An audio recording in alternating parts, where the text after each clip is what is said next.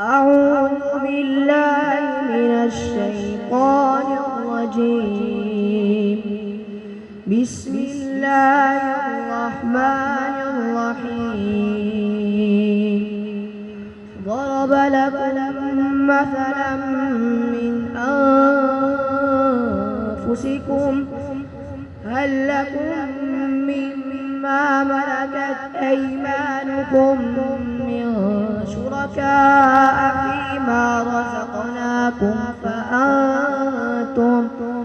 فأنتم فيه سواء تخافونهم كخيفتكم أنفسكم كذلك نفصل الآيات لقوم يعقلون.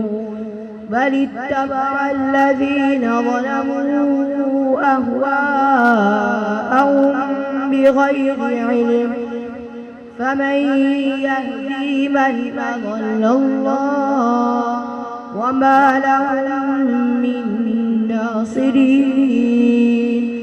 فأقم وجهك للدين حنيفا فطرة الله التي فطر الناس عليها لا تبديل لخلق الله ذلك الدين القيم ولكن أكثر الناس لا يعلمون.